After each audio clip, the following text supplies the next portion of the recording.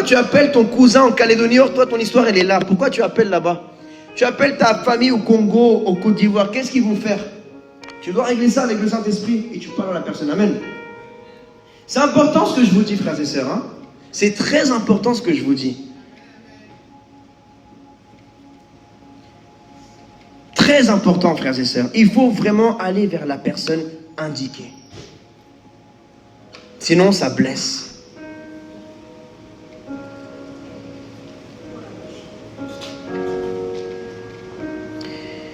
Dieu, par la mort de son Fils, nous a été réconciliés. À plus forte raison, étant réconciliés, nous serons sauvés par sa vie. Et non seulement cela, mais encore nous glorifions Dieu, en Dieu, par notre Seigneur Jésus-Christ, par qui maintenant nous avons obtenu la réconciliation. Amen. Ça veut dire que nous l'avons déjà. Tu l'as déjà, mais il faut que tu l'utilises. C'est comme un joker que tu as. Tu as une carte.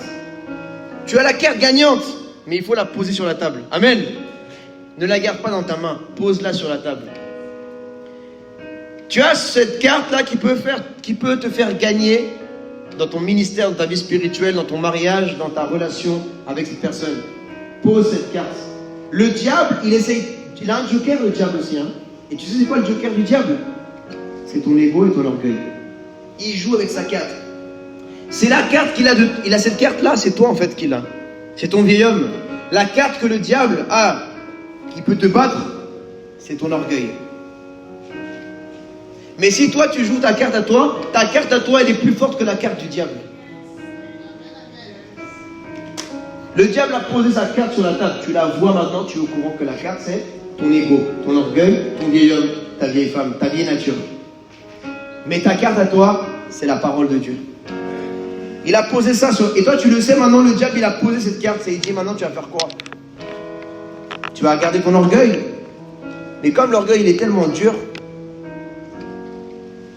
cette carte-là que tu as vue ce soir maintenant, elle t'a pétrifié, tu ne sais plus quoi faire.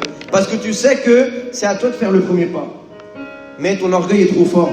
Mais tu vois cette carte dans ta main qui s'appelle le pardon, la réconciliation. Et la Bible dit les choses anciennes sont passées. Tu dois effacer l'ardoise. Tu dois passer l'éponge. Amen. Ne laisse pas une petite tâche ruiner ta vie.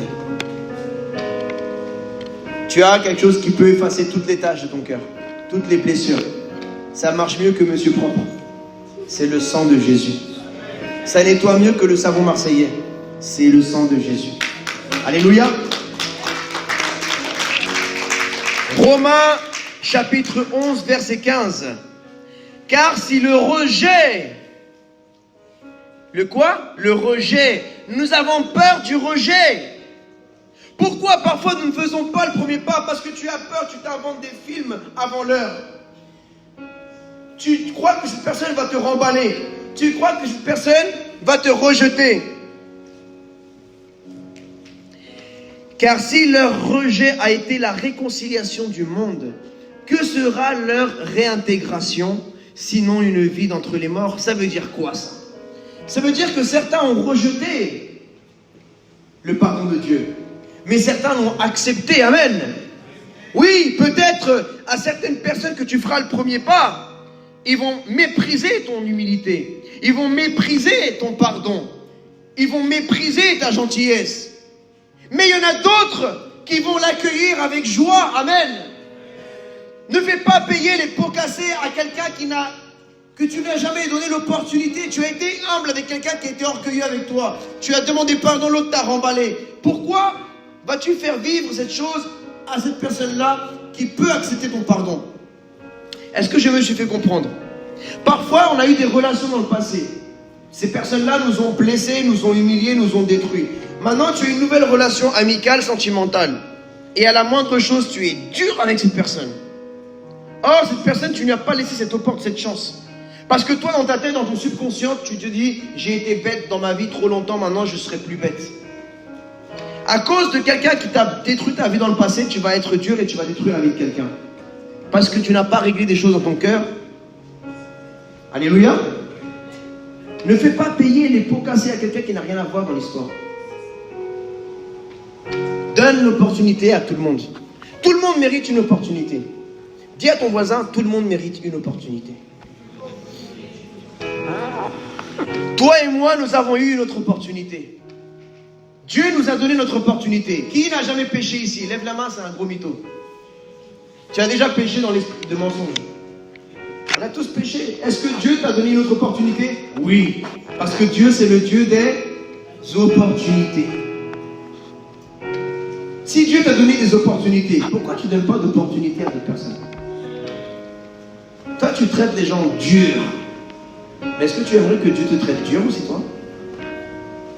Ça me rappelle cette personne que ce Seigneur lui avait pardonné 500, une dette de 500. Et il sort dehors, il a supplié ce Seigneur. Et le Seigneur l'a pardonné. Il sort dehors, il rencontre quelqu'un qui lui devait à lui peut-être 5. Et il le dit, tu me payes. L'autre lui crie, miséricorde, s'il te plaît, pardonne-moi, donne-moi du temps. Et il ne veut rien savoir, il l'a mis en prison. Ça, c'est toi et moi, ça. Nous, on aime bien prier, Dieu, pardonne-moi, pardonne-moi.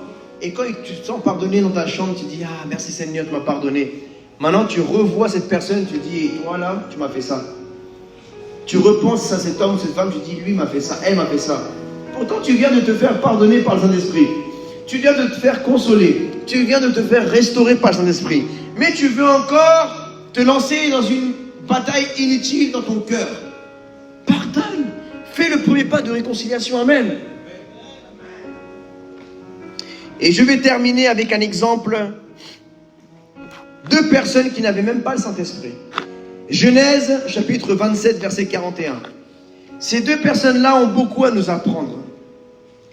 Premièrement, parce qu'elles n'avaient pas le Saint-Esprit. Toi et moi, nous l'avons. Amen.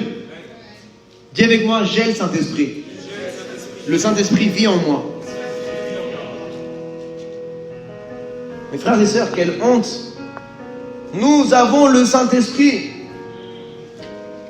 Les gens du monde n'ont pas le Saint-Esprit, mais parfois ils arrivent à pardonner plus que toi et moi. Ils arrivent à se réconcilier avec leur femme, leur mari, leur famille, plus que toi et moi, nous, l'Église de Dieu. Mais nous, l'Église de Dieu, on vit dans des orgueils que parfois même les gens du monde, ils ne vivent pas dans ça. N'est-ce pas des gens du monde, parfois que tu vois des mariages qui durent toute la vie? N'est-ce pas des familles dans le monde qui n'ont même pas Dieu, qui sont athées, mais ils ont une belle famille? Mais toi, tu ne parles même plus à ta mère depuis je ne sais pas combien de temps. Tu ne parles plus à ton père. Tu ne parles plus à ton frère, ta soeur, un ami. Mais les gens du monde, eux, ils ont des belles relations. Et ils disent, mais si c'est pour je ne veux pas me convertir à Dieu, à Jésus.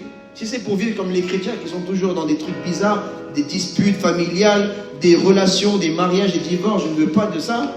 Des mauvais témoignages. Nous donnons des mauvais témoignages. Et après, nous allons prêcher l'évangile.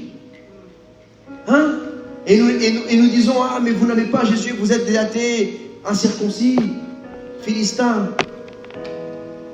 Mais nous-mêmes, nous agissons comme des incirconcis. Parce que la circoncision, c'est le cœur. Tu ne pardonnes pas, tu n'es pas circoncis, mon frère du cœur. Tu n'es pas circoncis du cœur, ma soeur. Tu as encore la chair. C'est la chair qui t'empêche de te réconcilier. La circoncision, je veux simplement expliquer, c'est un bout de chair qu'on enlève à l'homme. Le prépuce. La chair représente les désirs charnels, l'orgueil. Alléluia, le vieil homme. C'est ça que ça symbolise. Voilà pourquoi l'apôtre Pierre disait, l'apôtre Paul, que Dieu ne demande pas la circoncision physique du corps, de l'homme extérieur, mais la circoncision de l'homme intérieur. Amen. Mais nous qui sommes à l'église, qui sommes chrétiens, nous devons être incirconcis. Nous devons être circoncis, mais nous sommes parfois incirconcis. Ça veut dire que nous n'enlevons pas la chair de notre vie spirituelle. Nous agissons encore charnellement. Nous avons des pensées charnelles. Cette personne qui a beaucoup à nous apprendre, vous savez c'est qui? C'est Ésaü. Vous vous souvenez d'Ésaü? Vous l'avez vu dans Superbook, non? Ou dans la Bible? Ésaü, il avait de la haine. De la haine. Dis avec moi, il avait de la haine envers son frère Jacob. C'est pas juste qu'il était en froid. C'est pas juste qu'il était disputé. dans son cœur, il y avait un démon. C'est un démon là, tu sais là. Il faut que tes yeux soient ouverts spirituellement. Il y a un monde spirituel là. Hein? Il y a un monde spirituel. Il agit même en France. Hein? Il n'agit pas qu'en Afrique. Il agit en France aussi. Il n'agit pas qu'en Amérique du Sud. Il agit ici, aussi ici. En France, il y a des démons. Hein? Il y a des démons en France. Il y a les démons, les sorciers, c'est pas qu'en Afrique, c'est pas qu'en Amérique du Sud. Là, il y a même des plus grands démons. Mais ils se cachent dans des loges. Ils se cachent. Ils se cachent derrière des murs d'intellectualisme. Ils se cachent derrière l'incrédulité. Mais les démons, les mêmes démons de divorce, les démons qui détruisent les familles, les démons de drogue, ces mêmes démons de mort sont ici. Les mêmes démons de pédophilie, les démons qui détruisent les familles, ces démons sont là en France aussi. Et tu dois savoir qu'il y a des choses dans ta vie, même tu t'es pas reconnu, et tu te dis, mais comment j'ai pu faire ça? Parce que tu as été animé d'un mauvais esprit. Pourtant, tu étais chrétien. Comme l'apôtre Pierre, il était chrétien. Il faisait 3 ans qu'il était avec Jésus. Il voyait les miracles, il était enseigné. Et un jour, il dit à Jésus, ne va pas à la croix. Jésus a dit, arrière de moi, Satan. Pierre, il prend ça comme ça, mais Pierre, il était né de nouveau. Pierre, il était sauvé. Il était chrétien. Mais cette pensée-là, Jésus l'a discerné, cette pensée-là, elle ne vient pas de toi, Pierre. C'est un démon qui t'inspire cette pensée-là. Alléluia. Ça veut dire qu'il y avait un démon qui était entré dans le cœur d'Ésaü parce qu'il avait ouvert une porte. Et nous avons ouvert des portes au diable dans notre vie, même en tant que chrétien. Tu es sauvé, mais tu as ouvert une porte au diable dans ta vie. Quand tu as menti, quand tu es tombé dans la pornographie, quand tu as commencé à écouter la musique du monde, tu as ouvert une porte au diable. Les démons sont venus dans ta sphère de vie. Alléluia. Tu n'es pas possédé, parce que tu ne peux pas être possédé en étant chrétien. Tu es déjà rempli du Saint-Esprit. Mais les démons là, ils sont en train de t'oppresser, de t'opprimer dans ta vie. Ils sont dans ta sphère de vie. Selon le degré de péché, si tu te maintiens dans ce péché, il peut même arriver un moment où le Saint-Esprit t'abandonne. Oui. Je sais qu'il y a 2 écoles dans l'évangile. Et nous, à l'église Jésus mon refuge, bibliquement, nous croyons que quelqu'un lui-même peut rejeter son salut. Il n'y a pas un jour sauvé, toujours sauvé. Le roi Saül, le Saint-Esprit, l'a laissé. Pourtant, il avait le Saint-Esprit, mais le Saint-Esprit l'a abandonné. Ananias et Saphira, l'Esprit les a laissés. Judas, pendant 3 ans, il était chrétien.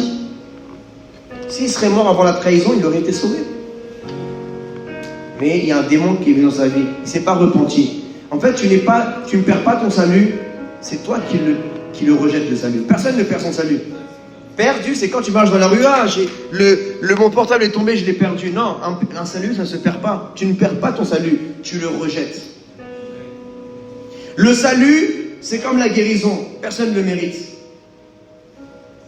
Tu l'as reçu gratuitement. Qui est en bonne santé parce qu'il le mérite ici? Personne. Qui a reçu le salut parce qu'il le mérite? Personne. C'est un cadeau précieux que tu as reçu.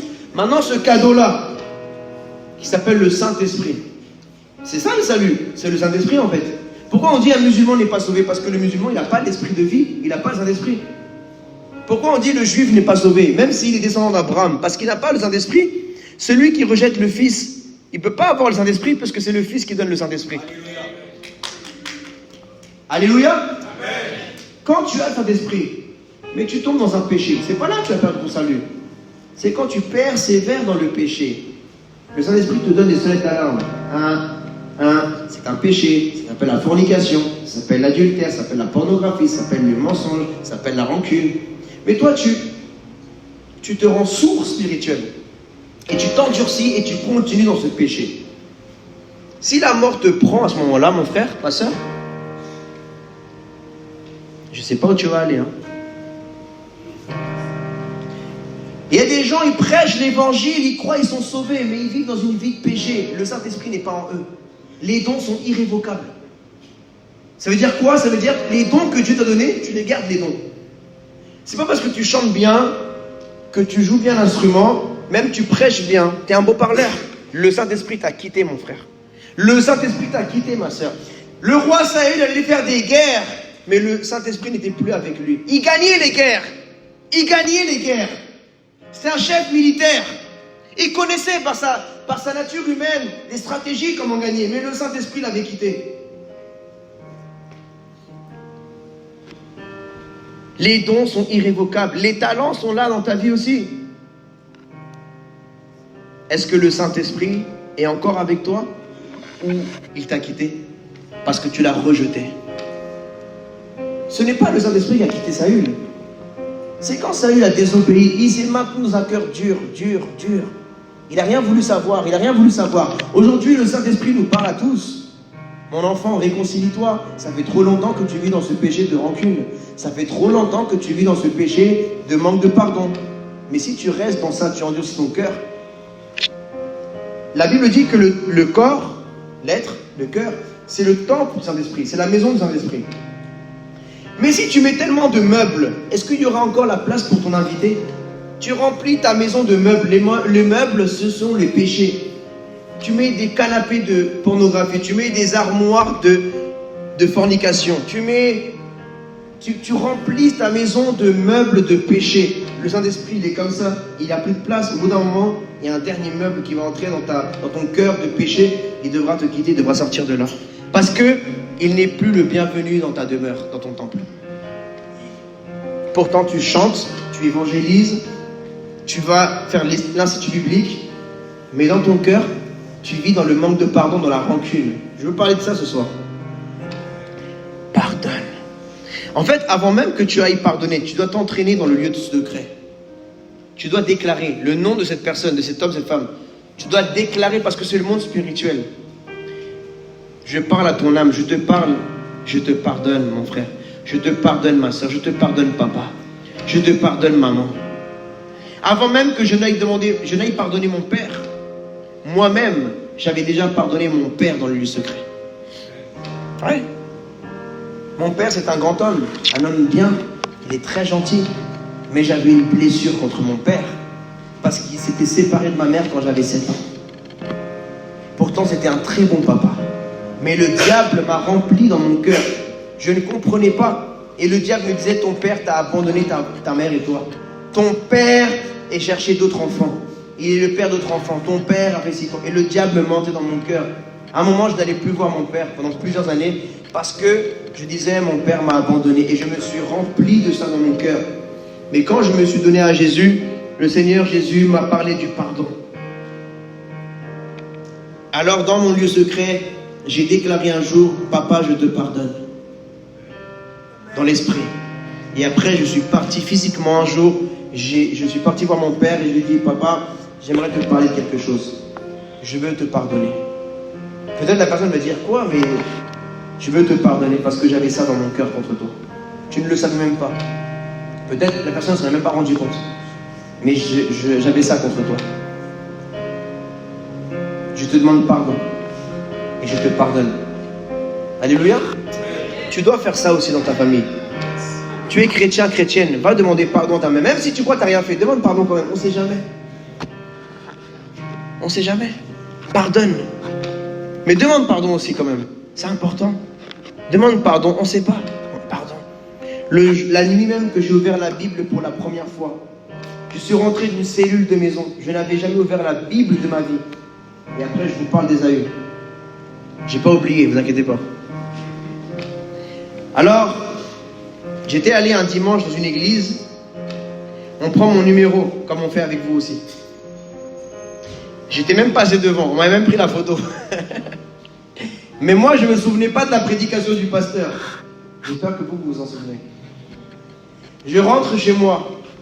Dans la semaine, on m'appelle et on me dit, oui, on t'invite dans une cellule de maison, un groupe de maison où certains connaissent ça comme un groupe familial, un groupe de prière, selon les églises.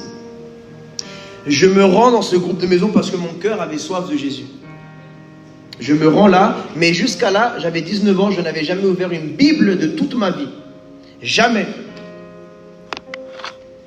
Je rentre dans cette cellule de maison et je vois la leader. Quand la leader me voit, elle me voit comme ça dans l'esprit, elle me dit, je vois que tu as un grand appel. Mais moi, je venais du monde, j'étais dans le monde à ce moment-là encore. Et dans ma tête, je dis, ouais, c'est ça, elle m'a mobilisé avec ces trucs-là. Elle veut m'embobiner en me disant t'as un grand appel, je sais pas quoi, tu rentreras pas dans ma tête, toi, hein, tu vas pas rentrer dans ma tête. Dans ma tête, dans mon cœur, je disais ça dans mon cœur, tu vas pas m'embobiner. J'étais assis et je me disais celle-là, elle essaie de m'embobiner. À la fin de la réunion, la cellule est finie, le groupe de maison est fini. On se prend par la main et là on prie. Plutôt eux ils prient parce que moi j'ai pas prié. Et la leader elle arrête la prière et elle me dit, toi, le Seigneur me donne un verset pour toi. Éphésiens chapitre 6. Moi je dis amen, mais je comprends même pas c'est quoi Éphésiens. Je savais pas c'était quoi Éphésiens. Je rentre chez moi. Et à l'époque il n'y avait pas, moi je connaissais pas la Bible, application, tout ça. Ça fait 12 ans. Alors je rentre à la maison, il est minuit. Tac, j'habite chez ma mère à l'époque. Et je cherche la Bible à ma mère. Elle dormait, tout le monde dormait, mes frères et sœurs dormaient. Et moi, je veux savoir c'est qui ou c'est quoi, Éphésiens. C'est quelqu'un ou c'est quelque chose. Alors, je prends la Bible à ma mère et je l'ouvre comme un dictionnaire et je cherche Éphésiens. Je me rends compte que Éphèse, c'est une ville. Et les Éphésiens, c'est les chrétiens qui vivaient à Éphèse. Et en lisant l'introduction, je me rends compte que c'est l'apôtre Paul qui était en prison et qui envoie une lettre aux Éphésiens. Ok. Et là, je lis le premier verset. Enfant, honore ton père et ta mère. Quand tu honores quelqu'un, tu dois aussi pardonner cette personne. Tu dois aussi demander pardon à cette personne. Et là, je vois ma mère, couchée, elle dormait. Et je dis, Seigneur, j'ai jamais honoré cette femme de ma vie. Même pas un café, même pas un resto, rien. J'ai eu l'argent, j'ai honoré plein de femmes dans les discothèques. J'ai invité les femmes, j'ai invité mes amis à boire la nuit. Je disais, allez, je pose la bouteille, c'est moi qui invite. J'invitais mes amis dans la drogue. Ils n'avaient pas d'argent pour aller en soirée, je disais, vas-y, viens mon frère, c'est moi qui invite. Mais quand ma mère me demandait, j'avais rien, je disais, j'ai pas d'argent. J'ai même pas pour un café. Ce soir-là, j'ai plié mes genoux. Je connaissais même pas c'est quoi la prière du salut ou de repentance. J'ai plié mes genoux. Et j'ai dit, Seigneur, je te promets que je vais demander pardon à ma mère demain. Le lendemain, ma mère partait faire quelque chose. Et moi, j'ai dit, attends maman, il faut que je te parle. Hier soir, j'ai lu la Bible. Et j'ai quelque chose à te dire. J'ai fait une promesse à Dieu. Et la promesse que j'ai faite à Dieu, c'est que je te demande pardon. Quand j'ai terminé le mot pardon, j'ai commencé à pleurer, j'ai même pas pu me retenir, comme un enfant. Ma mère a pleuré. On a fondu en larmes tous les deux. On s'est pris dans les bras. Pourtant, moi je disais, moi ma mère, j'ai une bonne relation avec elle. Parce que je vivais avec ma mère, j'avais rien contre ma mère. Je vivais avec elle. C'était contre mon père que j'avais quelque chose. Mais j'ai senti de demander pardon à ma mère. J'ai dit, maman, je te pardonne. Et je te demande pardon. Mais d'abord, j'ai demandé pardon. C'est après, j'ai dit... Parce qu'après, des fois, on se dit, ouais, des fois, les mamans latinas et les mamans africaines, ils chicotent bien leurs enfants.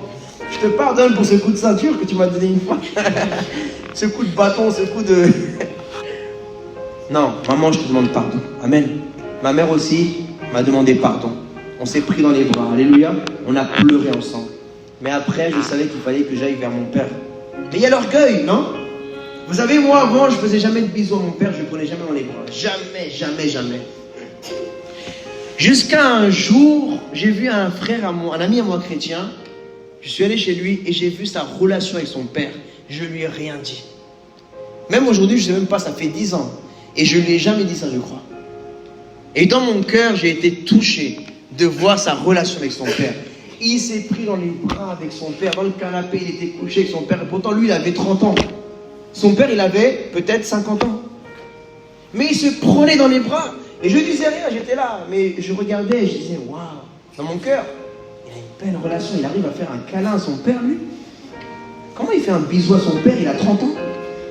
Ces deux gros, en plus, il était costaud. Deux gros gaillards qui se prennent dans les bras. Ils se font des bisous. Deux hommes, papa et fils.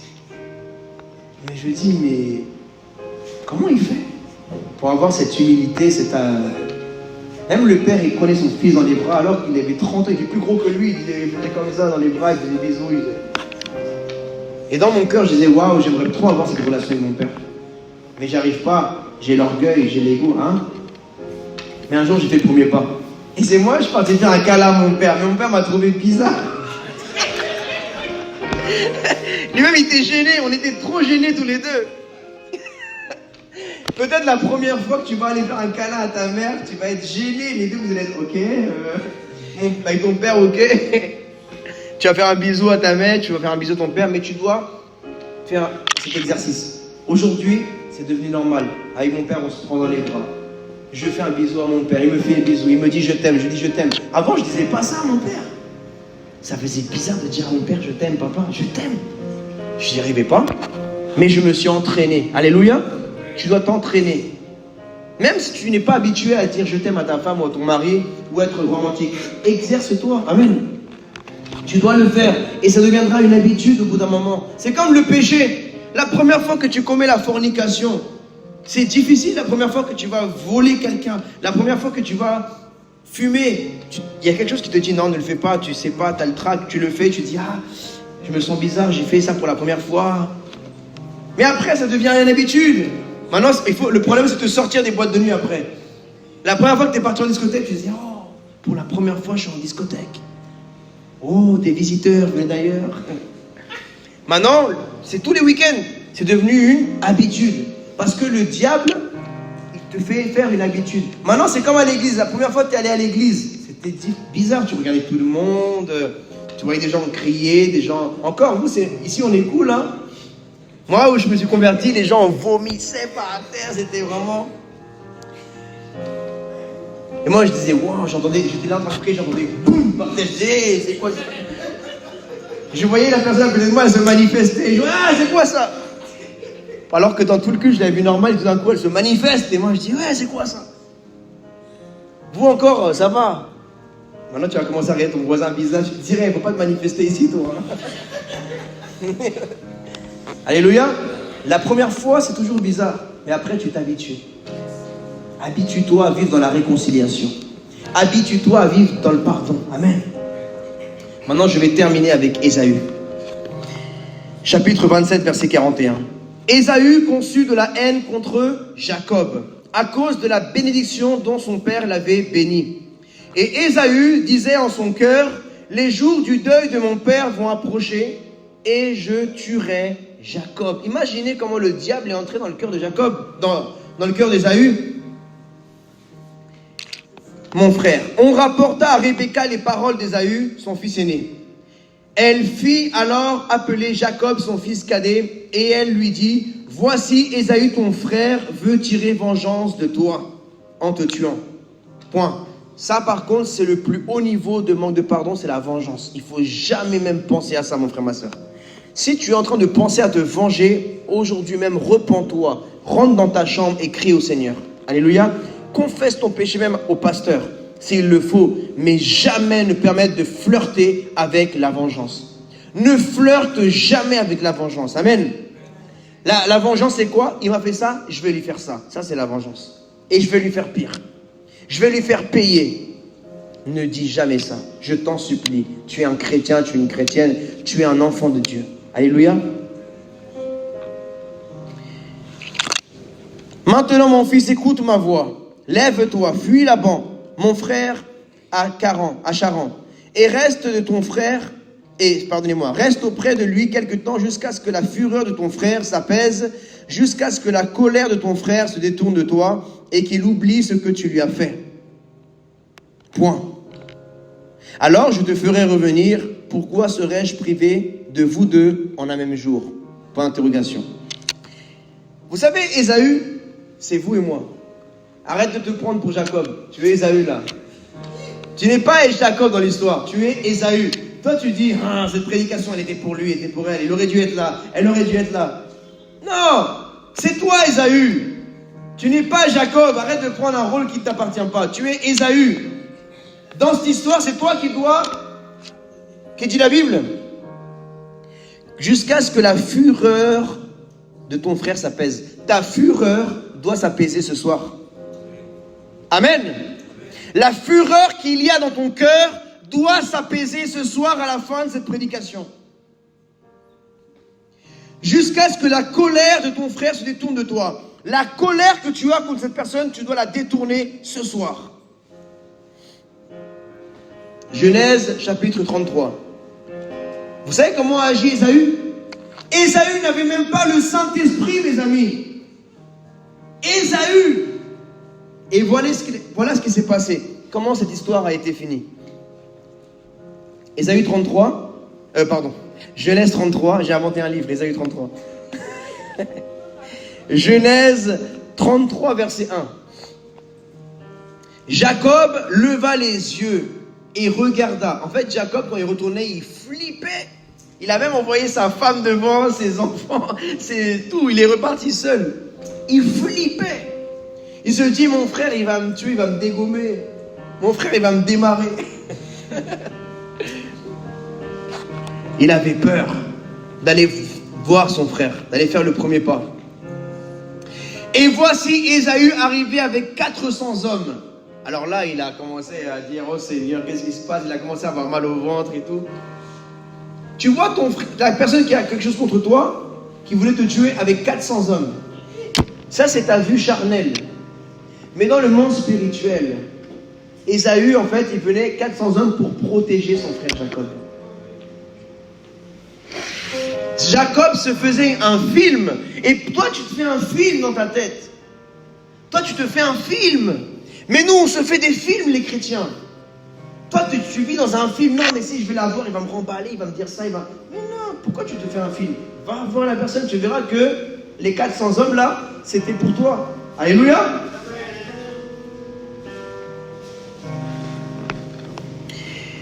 Il répartit les enfants entre Léa, Rachel et les deux servantes. Il plaça en tête les servantes avec leurs enfants, puis Léa avec ses enfants, et enfin Rachel avec Joseph. Lui-même passa devant eux, et il se prosterna en terre 7 fois, jusqu'à ce qu'il fût près de son frère.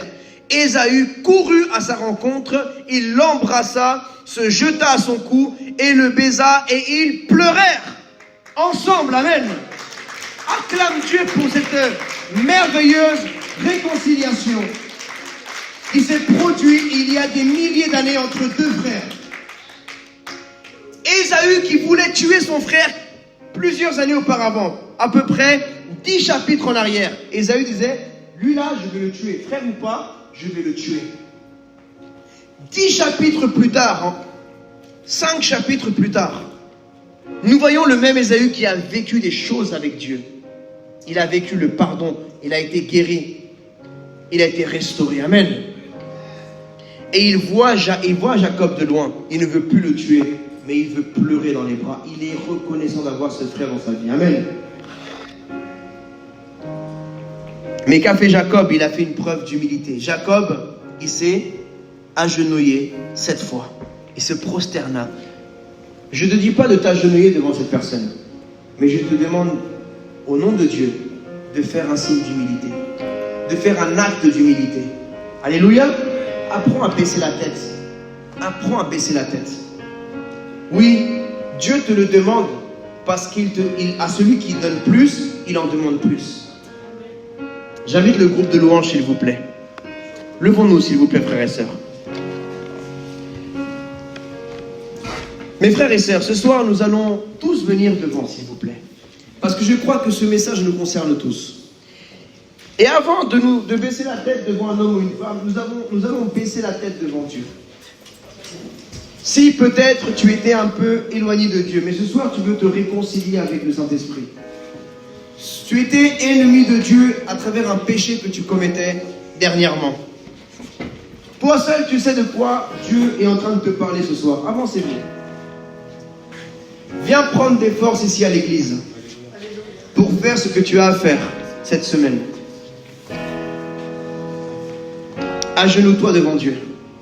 Agenouillons-nous tous devant Dieu.